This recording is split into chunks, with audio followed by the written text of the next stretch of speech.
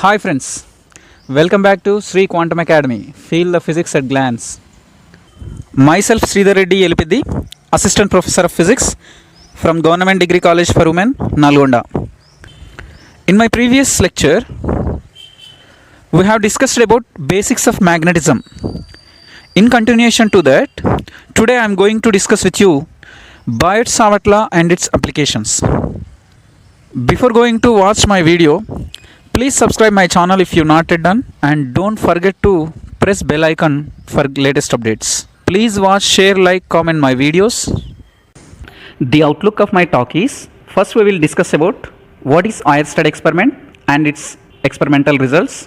Then we will discuss about Biot-Savart law and its mathematical expression. Finally, applications of Biot-Savart law. First, Oersted law. In 1890s, Oersted found that a current carrying conductor produces magnetic field.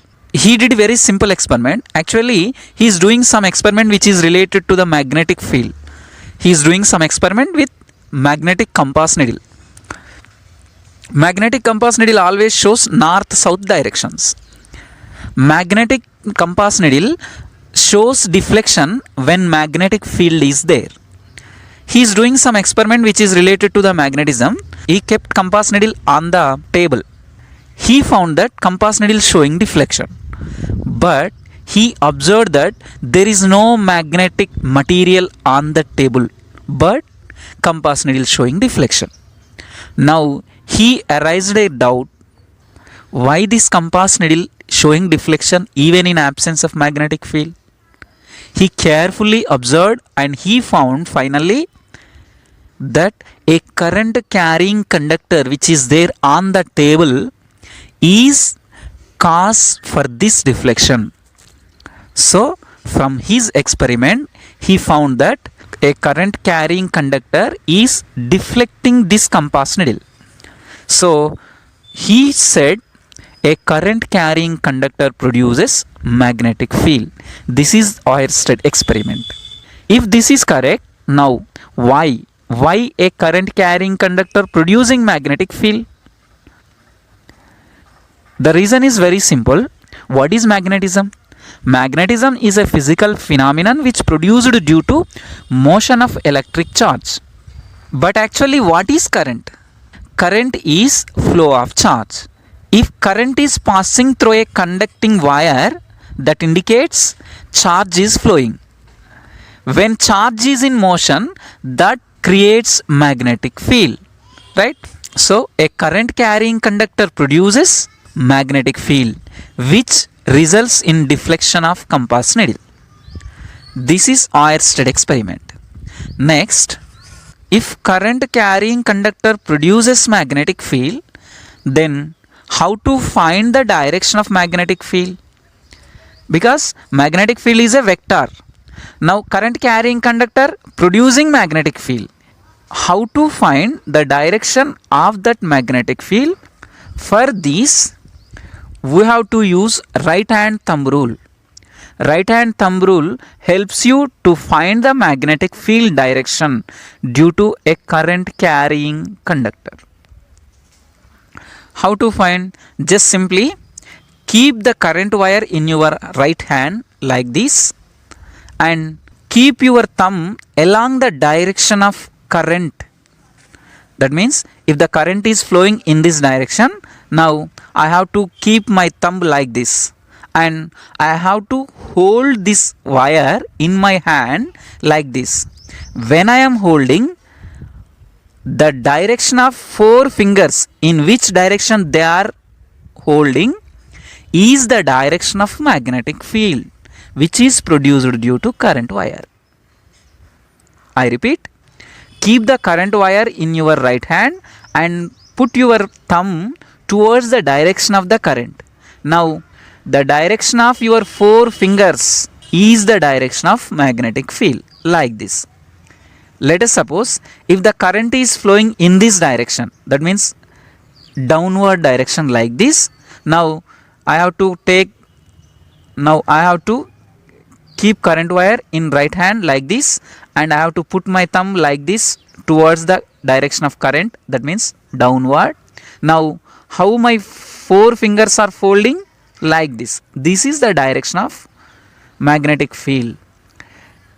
If the magnetic field is perpendicular to the plane of paper and it is out of the plane, that is indicated with dot, like this. See, if the current is passing in this direction, now this is the magnetic field. See here, my fingers are moving towards you. That means this is the plane and direction of the magnetic field is towards you. That means perpendicular to the plane and it is coming out of the plane. If that is the direction, that is indicated with dot mark, like this. In another case, if the current direction is like this, now if I put my thumb like this, now my fingers showing in this direction, that means towards me. That means perpendicular to the plane of paper and it is going into the paper. If the direction is perpendicular to the plane of paper and it is moving inside the plane, into the plane, that is indicated with a cross mark, like this. This is how the magnetic field direction can be determined. Next, after this experiment, now we have a doubt. Okay, a current carrying conductor produces magnetic field and you know how to find the direction of that magnetic field. Now, how to find the magnitude or the strength of the magnetic field? How to find the formula for magnetic field produced due to current wire?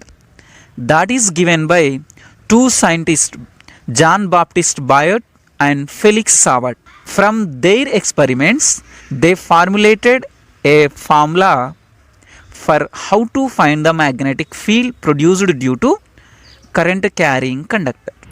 Biot and Savart conducted a series of experiments to find the magnetic field strength or magnetic induction produced by the current carrying conductor, and finally they arrived a mathematical expression to find the magnetic induction. Let us suppose this is a conducting wire in which I current is passing from left to right. The length of the conducting wire is L. This is a compass needle which shows the deflection depending on the strength of the magnetic induction. Now what they observed, let us suppose I current is passing from this conducting wire. Now magnetic compass needle showing deflection like this. If you increase the current in the conducting wire, they observed that the deflection in compass needle is also increasing. That means if you increase the current, deflection is also increasing. That means if you increase the current, magnetic induction produced by the wire is also increasing. Similarly, they found that if I current is passing from the conducting wire, then magnetic compass needle showing deflection like this. Now if you increase the length of the wire, then magnetic deflection is also increasing. If you decrease the length of the wire, then deflection is also decreasing. That indicates the length of the conducting wire influence the strength of the magnetic field.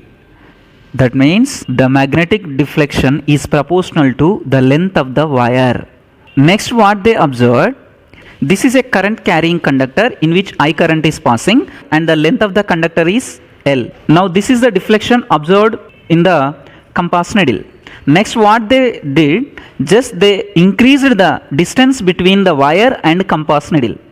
That means they increased the distance between wire and point of observation.